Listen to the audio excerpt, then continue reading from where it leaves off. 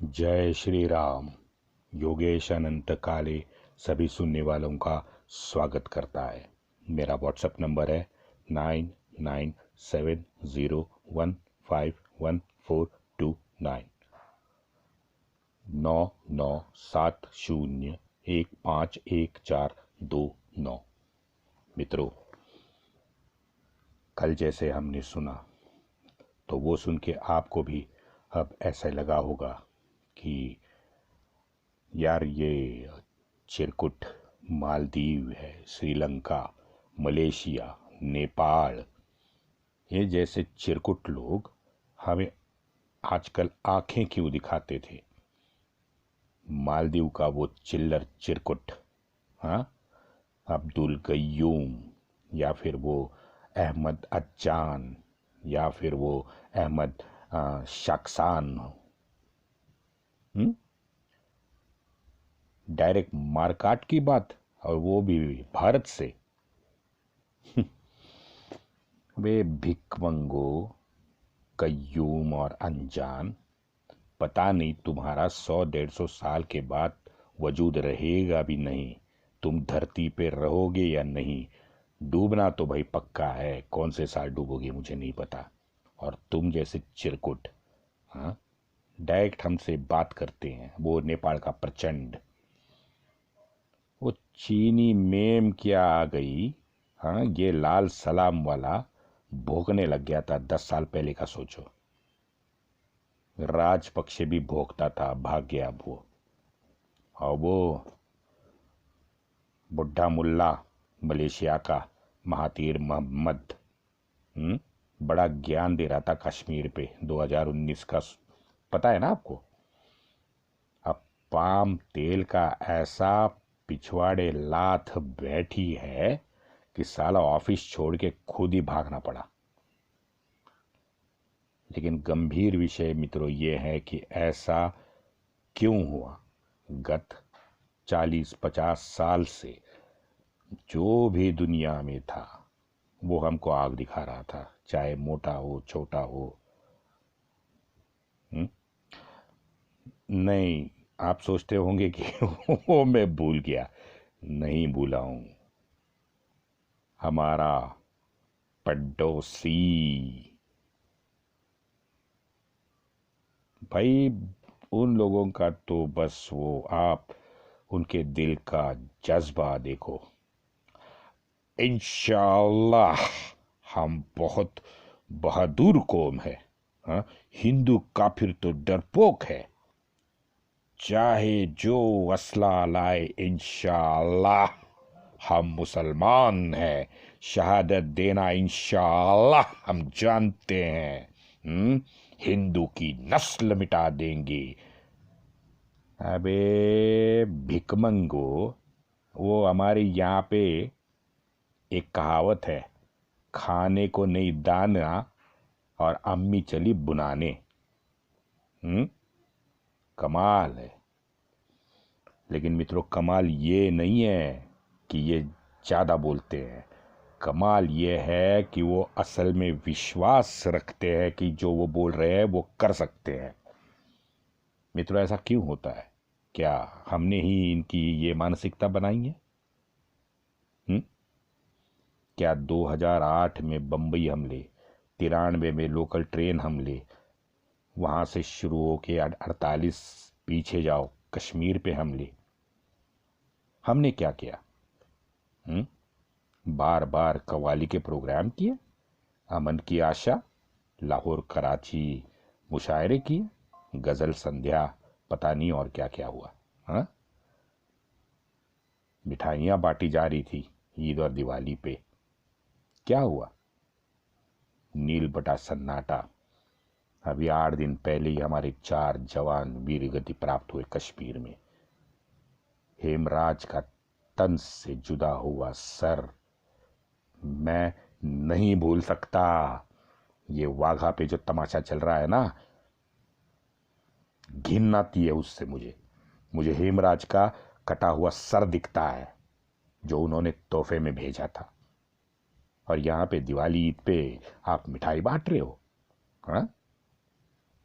हेमराज जैसा सर वो खुद का कटवा के पेश क्यों नहीं करते थे ये नेता लोग? लेकिन हम हिंदू समाज आज भी कलयुग खत्म होने का इंतजार कर रहे हैं, गिनते बैठते हैं इतने साल, वो उतने साल। हाँ, मुझे तो लगता है कि कृष्ण भगवान ने हम पे बहुत बड़ी जाति की है।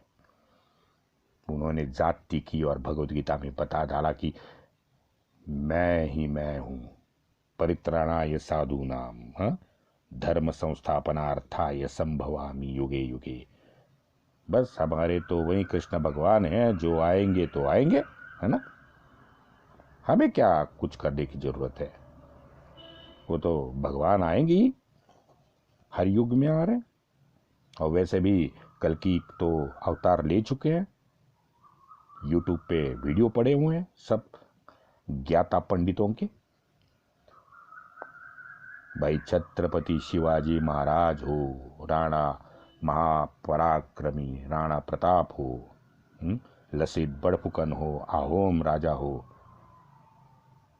या फिर हमारे कैप्टन विक्रम बत्रा हो, सभी महापुरुष यही हो, लेकिन मेरे घर में भैया ना हो, या फिर मुझे बनने की जरूरत नहीं है भैया, बिकॉज हमको अमेरिका और कनाडा जाना है, पार्टी करनी है, पैसा कमाना है।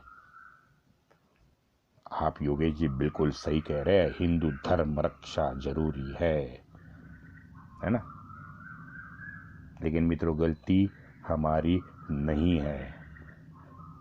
ये जो डर हमारे अंदर खून में घुसा हुआ है ना, और बचपन से इंजेक्शन देके घुसाया गया है।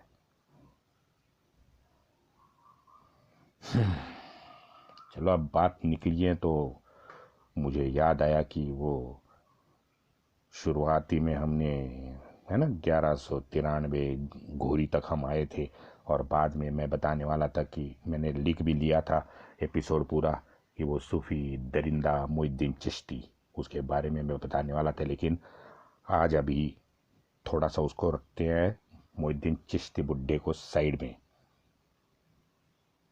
अब हम चलते हैं वो इब्राहिम को अपना बाप बनाने वाले प्यार और शक्ति का नाटक रचयिता सफेद टिड्डे के पास। ईस्वी प्रथम शताब्दी में वैसे थॉमस मल्लपुरम में पदार्पण कर चुका था। रहा जेरूसलेम में जू के ऊपर बहुत बड़ा अत्याचार ये लोग कर रहे थे। बाकी जगह का तो पता नहीं, लेकिन वो अब एक ही फिर पूरे विश्व में जगह बचती है ना। विश्व की सबसे बड़ी धर्मशाला, अपने बाप की हक की धर्मशाला, आओ जाओ घर तुम्हारा, ये हमारी पूज्य भारत माता।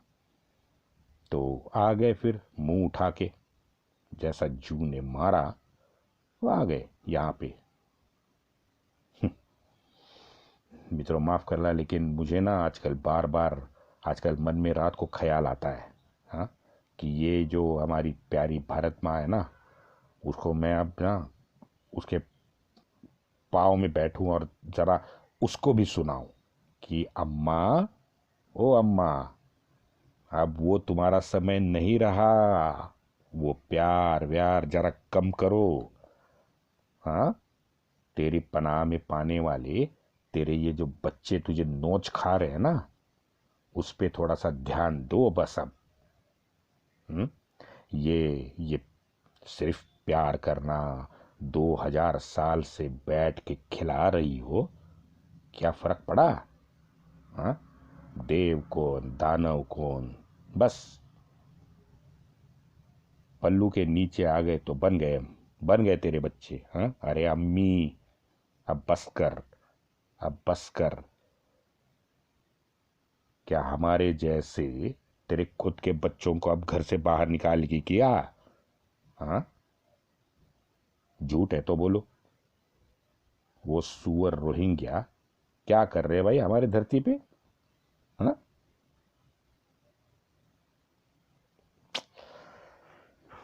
ठीक है, वो तो आपको तो हमारी ये आदत था, मालूम हो गई है। मेरा विषयांतर बड़ा हो जाता है, माफ़ करना, विषय पे आते हैं। चलो, कहाँ थे? जेरूसलेम। ओके। जेरूसलेम से कुछ ईसाई समुद्र मार्ग से यहाँ हमारे कोस्टल केरल पे आ गए, मलबार पहुँचे। वहाँ पे भी हमारा हिंदू राजा ही था, उसका नाम दिया इन लोगों ने झामोरीन। मित्रों याद रखो, झामोरीन वास्तविकता समुद्रीय का अपभ्रंश है। तो इन लोगों ने झामोरीन कह दिया, तो शायद उसका नाम कुछ अलग होगा, हमें पता नहीं है। समुद्रीय यानी समुद्र के क्षेत्र में राज करने वाला राजा, समुद्रीय का झामोरीन कर दिया। अब ये समुद्रीय झामोरीन तो वो भी हिंदू ही था, तो सद्गुण विवेक, सद्गुण विकृति उसने भी पाल रखी थी। उस सद्गुण विकृति के व्याधि से वो भी ग्रस्त था। अब राजा ने इन सीरियन ईसाइयों को आश्रय दिया, स्वतंत्र जमीन दी, और इतना ही नहीं, इनको गांव की पंचायत में भी अधिकृत स्थान दिया। वैसे आप समझ ले कि हमारे यहाँ पे पंचायत गत 5,000 साल से है। पंचायत यानी गांव में रहने वाले 4 वर्ण, समाज के 4 वर्ण, और 5वां, सुनो मित्रों, ये 5वां वर्ण था वन जाति वाले, जो सिर्फ जंगल पे निर्भर करते थे। अब सबका प्रतिनिधित्व गांव के विकास के लिए आवश्यक माना गया, इसलिए हम उसे आज भी पंचायत कहते हैं। अच्छा, ये पंचायत के पूरा जो तंत्र था उसकी जानकारी आज सौभाग्य से उपलब्ध है, आर्काइव में जाके आपको मिल सकती है। और ये पूरी व्यवस्था कहने की जरूरत नहीं है कि पूरी तरह से लोकसत्ताक ही थी। फिर से विषय पे आते हैं। सॉरी। तो मलबार के हिंदू राजा ने पंचायत में उन्हें भी स्थान दिया, ये सीरियन क्रिश्चियंस को। कालांतर के बाद इन ईसाइयों को हमारे हिंदू के मूर्खता की, यानी हमारी सद्गुण विकृति, भोलेपन की बिल्कुल समझ आने लगी। उनको ये समझ आया कि ये तो भाई बिना बल के सिर्फ खान पान बदलने से ही ईसाई बनते जा रहे हैं। वैसे सोचो, ब्रिटेन में प्रथम शताब्दी में ईसाइयत का नाम लेने वाला कोई नहीं था, और यहाँ पहले शताब्दी में धड़ल्ले से धर्म परिवर्तन शुरू हो गया था। अब ये सुनो, एक गांव में हिंदू स्नान के लिए मंदिर के बाजू वाले तालाब में जाते थे। तालाब में जाते थे, शुद्ध होते थे, और अंदर जाके पूजा अर्चा करते थे। अब ये जो पादरी आए थे, ये पादरियों ने ये सब देख लिया था। तो पादरी के दिमाग में, गंदे दिमाग में, आइडिया भी तो गंदी ही आनी थी। बिल्कुल सही है। तो उन्होंने भी उसी तालाब में आके स्नान करना शुरू कर दिया। ये मैं केरल की बात बता रहा हूँ आपको। हिंदू जहाँ पानी भरते थे पीने के लिए, तो पादरी भी पानी पीने का बंदोबस्त वहीं से करते थे। कुछ समय, दिन, साल बाद यही पादरी सार्वजनिक तौर पे चिल्लाने लगे। क्या चिल्लाते थे? अरे ओ हिंदुओं, देखो देखो, हम तो यीशु के अनुयायी हैं, हम तो मूर्ति पूजा मानते ही नहीं है। हम यहाँ तालाब में यीशु की पूजा अर्चना करते आए हैं, यीशु को अर्घ्य चढ़ाते आए हैं। भाषा देखो इनकी, यीशु को अर्घ्य चढ़ाते आए हो, और अब तुम भी हमारा पवित्र पानी पी रहे हो, हमारे मंत्रित पानी में स्नान कर रहे हो। तो बेटा, भ्रष्ट तो तुम भी हो गए। अब जो अभी भी पवित्र हिंदू थे, उन्हें ये बात बताना हमारा परम दायित्व है क्योंकि हम ईसाई सत्य का साथ नहीं छोड़ते। क्या शातिर दिमाग लगाया उन पादरियों ने। ये अपने दिल्ली के मफलर वाले के नटवरलाल के पूर्वज शायद वही थे। हाँ बिल्कुल वही थे जो मैक्सिस से उनको मिला, फोर फाउंडेशन का पैसा मिला। क्यों मिला? तो ये मफलर वाले के और नटवरलाल के पूर्वजों ने ये दिमाग लगाया। प्रोपोगेंडा का मास्टर है। चलो ये मित्रों खबर केरल में एक आंधी की तरह फैल गई। फिर हमारे धर्मनिष्ठ हिंदुओं ने क्या किया?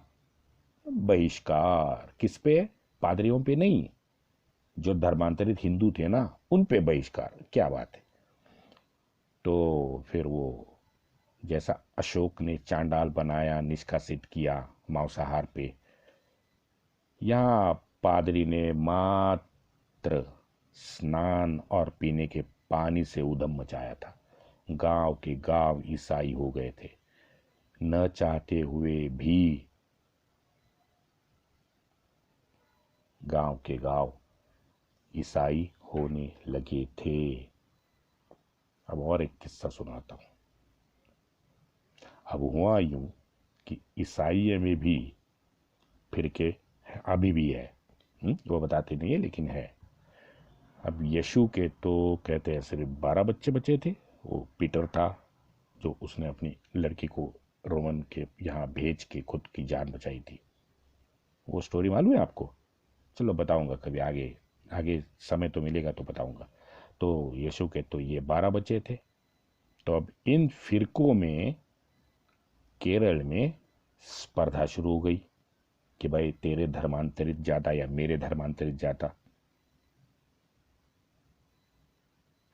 कौन कौन मत हो, अरे बाबा,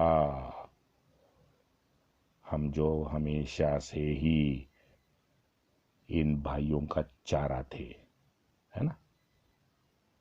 अब जो जो फिरका जहां हार गया था, संख्या में कम हुआ, वो रोता रोता अपने पप्पा को खत लिखने लगा कि भाई ये स्पेसिफिक फिरका धर्मांतरण तो कर रहा है लेकिन ईसाइयत का पालन नहीं कर रहा है ना, कुछ हिंदू परंपराओं को भी वो जोड़ रहा है, हमारा पवित्र धर्म वो नष्ट कर रहा है। कुछ तो उनको ईसाई बना के लूट भी रहा है। आपसे विनती है हे मिलॉर्ड, उनकी संख्या सत्य ना माने। उन्होंने धर्मांतरित किए हुए अनपढ़ ढोंगी और गरीब भोले हिंदू को हिंदू ही माने। अब साला ये खत लिखने वालों का चर्च तो पड़ गया खाली।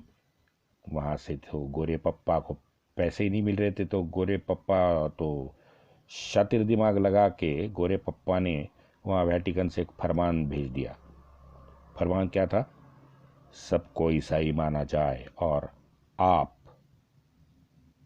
सब लोगों को दक्षिणा लेने का अधिकार प्राप्त है, तो उस अधिकार का आप सब प्रयोग करें।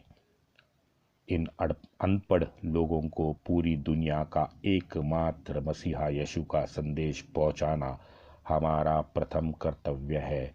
चाहे जो मार्ग आपको उचित लगे, धर्मांतरण आवश्यक है। अब 2-3 शतक के बाद इन सीरियन ईसाई और बाकी ईसाई आपस में लड़ाई करने लगे। तो यहाँ केरल में ये दोनों का धंधा थोड़ा ठंडा पड़ गया। लेकिन कमाल के गुलाम तो हम हैं, दुनिया में कोई मिसाल ही नहीं है भाई साहब हमारी। कोई जोर जबरदस्ती नहीं, कोई रोक टोक नहीं, लेकिन इन 2-3 सालों में ठंडा पड़ गया जो ईसाइयत का धंधा था। वो धर्मांतरित हिंदू ने खुद को ख्रिस्ताव ख्रिस्ताव ख्रिस्ताव कह के चालू रखा। डर भय, हाँ, अब भाई लगभग 1500 साल से ये मन से गुलाम आराम से धर्म प्रचार भी अब करने लगे थे। ये उसके बाद में 1510 में दरिंदे पोर्तुगीज आ गए। ये वास्को मलबार भी आया था, है ना, हमारे स्कूल में हमने पढ़ा था।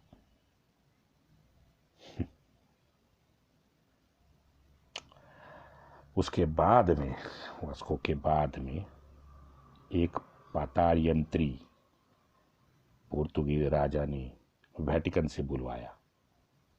खूंखार, क्रूर कर्मा, दरिंदा जानवर पादरी फ्रांसिस जेवियर। फ्रांसिस जेवियर पढ़ा लिखा था, जो 1540 के आसपास गोमांतक में घुसा। मैंने गोमांतक कहा, अच्छा लगता है ना, अच्छा लगता है सुनने में। गोमांतक, गोवा, गोमांतक, गोमांतक, गोवा। आपको क्या लगता है? वंदे मातरम।